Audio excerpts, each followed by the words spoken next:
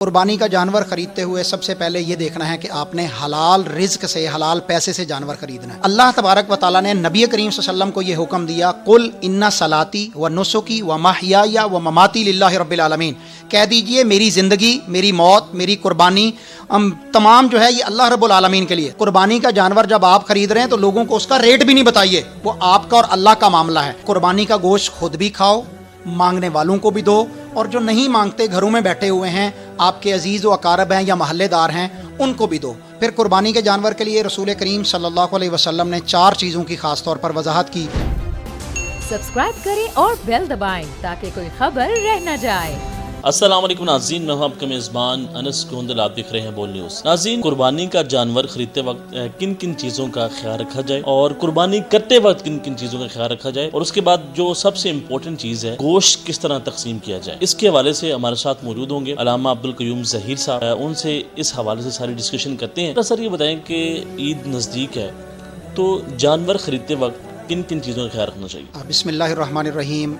लन यनालल्लाह लुहुमुहा वला दिमाउहा वलाकिन यनालुहु तक़वा मिनकुम। अल्लाह तबारक व तआला के यहाँ पहली तो बात ये याद रखिएगा कि ना कुर्बानी का गोश्त पहुँचता है और ना कुर्बानी का खून पहुँचता है, बल्कि अल्लाह तबारक व तआला तुम्हारे दिल का तक़वा, दिल की कैफियत वो देखना चाहता है कि तुम ये कुर्बानी करके अल्लाह को राज़ी करना चाह रहे हो या लोगों को राज़ी करना चाह रहे हो। सबसे पहली बात कि कुर्बानी अल्लाह तबारक व तआला ने उम्मत मुस्लिमा पर फ़र्ज़ की, जिस तरह पहली कौमों पर, पहली उम्मतों पर फ़र्ज़ थी। ये सैयदना इब्राहीम अलैहिस्सलाम की सुन्नत है और नबी करीम सल्लल्लाहु अलैहि वसल्लम की सुन्नत है। कुर्बानी का जानवर खरीदते हुए सबसे पहले ये देखना है कि आपने हलाल रिज्क से, हलाल पैसे से जानवर खरीदना है। अगर बहुत अच्छा जानवर भी खरीद लिया लेकिन आपने रिश्वत से, हरामकारी से पैसा कमा के आपने जानवर खरीदा तो कुर्बानी नहीं होगी। दूसरी बात यह कि जब आपने जानवर ख़रीदना है तो नबी करीम सल्लल्लाहु अलैहि वसल्लम की वाज़ेह हिदायत है कि कुर्बानी का जानवर जो है वो दोंदा होना चाहिए, यानी उसके जो 2 दांत सामने के हैं वो दूध वाले टूट के दोबारा दांत आ चुके हों, ऐसे दांत को दोंदा जानवर कहते हैं। वो जानवर आपने कुर्बानी के अंदर अल्लाह की राह में पेश करना है। फिर कुर्बानी के जानवर के लिए रसूल करीम सल्लल्लाहु अलैहि वसल्लम ने 4 चीज़ों की ख़ास तौर पर वजाहत की कि वो जानवर जो है वो लागर नहीं होना चाहिए, ऐसा कमज़ोर नहीं होना चाहिए, मरियल जानवर नहीं होना चाहिए कि जिसकी हड्डियों से गूदा ख़त्म हो चुका हो।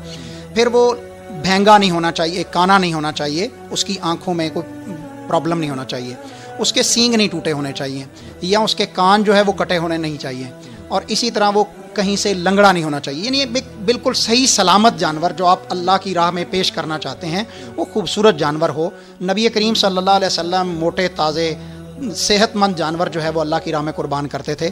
देखिए ये असल में कुर्बानी है क्या? ये फ़लसफ़ा है सैयदना इब्राहीम अलैहिस्सलातु वस्सलाम के बेटे को कुर्बान। बेटा सबसे प्यारा होता है, और वो बेटा जो मिला भी बुढ़ापे में था, दुआएं मांग के। अल्लाह ने कहा बेटे को ज़िबा करिए, ज़िबा करने के लिए चले गए। अल्लाह ताला ने उस इस्माईल अलैहिस्सलाम के बदले में आसमान से जन्नत का मेंढा भेज दिया, और वो मेंढा कुर्बान किया गया जनाब इस्माईल अलैहिस्सलाम की जगह पर। आज वही कुर्बानी पूरी दुनिया में उम्मत मुस्लिमा करती है।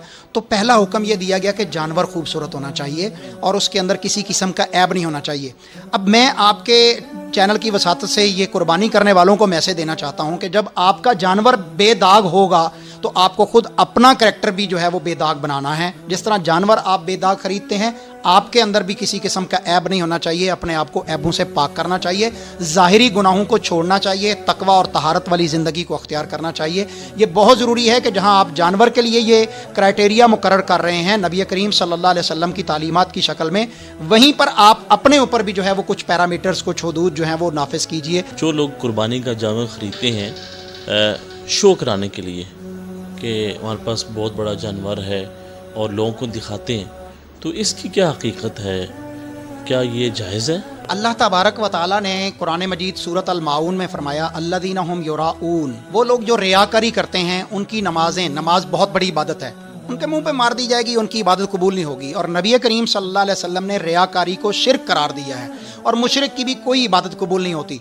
अल्लाह तबारक व तआला ने नबी करीम सल्लल्लाहु अलैहि वसल्लम को ये हुक्म दिया, कुल इन्ना सलाती व नुसुकी व महयाया व ममाती लिल्लाहि रब्बिल आलमीन, कह दीजिए मेरी ज़िंदगी, मेरी मौत, मेरी कुर्बानी تمام جو ہے یہ اللہ رب العالمین کے لیے. تو قربانی کی خاص نیت ہونی چاہیے کہ میں نے اللہ کو راضی کرنا ہے, لوگوں کو راضی نہیں کرنا. جب آپ ریاکاری کرتے ہیں نا, دکھلاوا کرتے ہیں کہ میں نے 10 لاکھ کا جانور خریدا, اس نے 2 لاکھ کا خریدا, میرا جانور اس سے زیادہ بہتر ہے, میری بلے بلے اور واہ واہ ہو جائے گی اور بڑے اشتہار لگ جائیں گے, میڈیا پر میری خبریں چلیں گی, سوشل میڈیا پر میری خبریں چلیں گی کہ بڑا جانور خرید لیا, بڑا مہنگا جانور خرید لیا. کہیں یہ بھی سوچئے گا کہ آپ کی دولت جو زیادہ ہے آپ کے پاس, آپ کا ریٹ زیادہ لگانے کی وجہ سے غریب لوگ قربانی سے محروم نہ رہ جائیں. کبھی اس بات پہ بھی جو ہے وہ غور کیجئے گا. قربانی کا جانور جب آپ خرید رہے ہیں تو لوگوں کو اس کا ریٹ بھی نہیں بتائیے, وہ آپ کا اور اللہ کا معاملہ ہے. آپ نے قربانی کرنی ہے تو اللہ کو راضی کرنے کے لیے کرنی ہے, لوگوں کو راضی کرنے کے لیے نہیں کرنی. پھر قربانی جب انسان لے کے آتا ہے اور اس کے بعد اس کی دیکھ بھال کرتا ہے, دیکھ بھال کے بعد جب قربانی کرنے کا دن آتا ہے, قربانی ذبح کی جاتی ہے, تو یہ نماز عید کے بعد جو ہے وہ کرنی چاہیے. کچھ لوگ نماز فجر کے بعد کر لیتے ہیں, تو ایسی صورت میں ان کی قربانی نہیں ہوتی. نبی کریم صلی اللہ علیہ وسلم کی واضح احادیث بخاری اور مسلم کے اندر ہیں. نماز عید ادا کرنے کے بعد آپ قربانی کریں گے. اور قربانی کے لیے ہمارے ہاں کچھ ایسی چیزیں پائی جاتی ہیں جو سنت سے ثابت نہیں ہیں, کہ قربانی کرنے سے پہلے گھر کے جتنے افراد ہیں وہ قربانی کے جانور پر ہاتھ پھیریں گے, جتنے بال ان کے نیچے آ جائیں گے. یہ ساری جو ہیں وہ باتیں غلط ہیں. قربانی کا جانور آپ نے کرنا ہے, قربانی آپ کا جانور جو ہے وہ قبلہ رخ ہونا چاہیے. بسم اللہ اللہ اکبر پڑھ کے اس کو ذبح کرنا چاہیے. ان صلاتی و نسکی و محیای و مماتی للہ رب العالمین لا شریک لہ و بذالک امرت وانا اول المسلمین. یہ دعا آپ پڑھنی چاہیے. اور آپ قربانی جو ہے وہ اپنے خاندان کی طرف سے ایک جانور بھی پورے گھر والوں کی طرف سے ہو سکتا ہے, جس کا ایک کچن ہے, ایک جگہ پر ان کا کھانا پکتا ہے. وہ ایک بکری ہو یا ایک جانور ہو, وہ پورے گھر والوں کی طرف سے ہو سکتا ہے. یہاں پہ ایک یہ بھی سوال ہے کہ قربانی کا جو گوشت ہے اس کو کس طرح تقسیم کیا جائے. گھر کے اندر فریزر کے اندر لوگ جمع کر لیتے ہیں. اللہ تبارک و تعالیٰ نے سورۃ الحج میں خاص طور پہ ارشاد فرمایا فَكُلُوا مِنْهَا وَأَطْعِمُوا الْقَانِعَ وَالْمُعْتَرَ. قربانی کا گوشت خود بھی کھاؤ, مانگنے والوں کو بھی دو, اور جو نہیں مانگتے گھروں میں بیٹھے ہوئے ہیں, آپ کے عزیز و اقارب ہیں یا محلے دار ہیں, ان کو بھی دو. قربانی کا گوشت جو ہے اس میں نبی کریم صلی اللہ علیہ وسلم کی 2 احادیث 2 مرتبہ کی بڑی واضح ہیں. ایک مرتبہ مدینہ میں خوشحالی کا دورہ تھا, ہر گھر میں قربانی تھی, تو نبی کریم صلی اللہ علیہ وسلم نے فرمایا کلو وادخروا, اس ذبح کرو, خود بھی کھاؤ اور لوگوں کو کھلاؤ, اور باقی تم اسے ذخیرہ بھی کر لو. اگلے سال جو ہیں وہ حالات جو ہے وہ اچھے نہیں تھے, خوشحالی نہیں تھی, قربانی کم لوگوں کے پاس تھی, تو نبی کریم صلی اللہ علیہ وسلم نے فرمایا کہ اتنا اپنے پاس جمع کر لو جو صرف 3 دن تک آپ اسے استعمال کر سکیں, باقی سارا جو ہے وہ اللہ کے راستہ میں آپ اسے تقسیم کر دیں گے. آج پاکستان کے جو حالات ہیں وہ انتہائی نگفتہ بے ہیں, بہت ہی پریشانی ہے.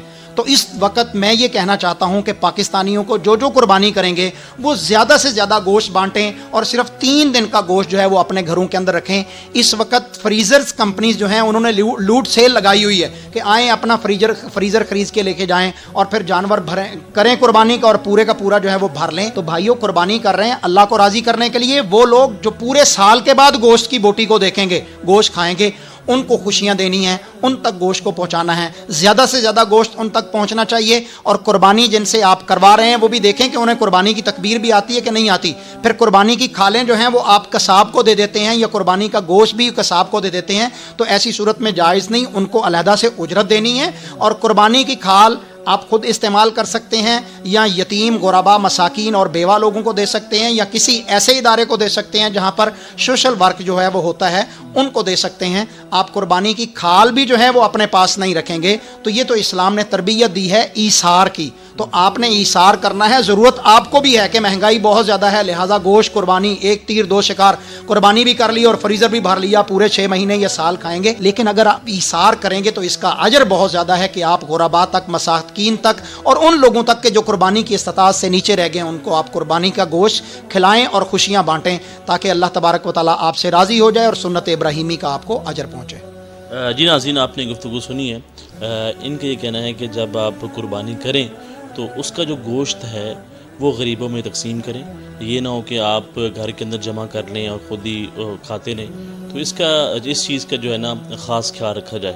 تو ناظرین, ساری چیزوں سے ہم نے آپ کو آگاہ کیا ہے کہ کن کن چیزوں کو مد نظر رکھنا چاہیے. تو ناظرین, دیکھتے رہیں بول نیوز. اللہ حافظ.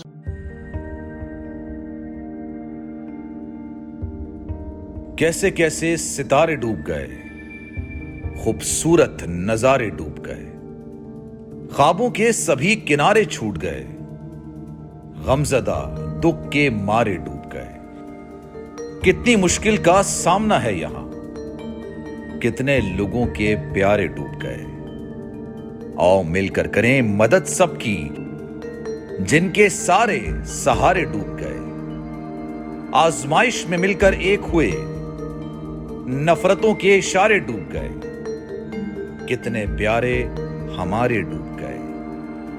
कौमी सानहे की सूरत हाल से लम्हा बलम्हा बोल रखेगा बाखबर।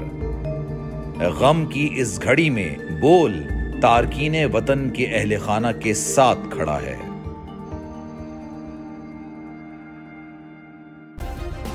सब्सक्राइब करें और बेल दबाएं ताकि कोई खबर रह न जाए।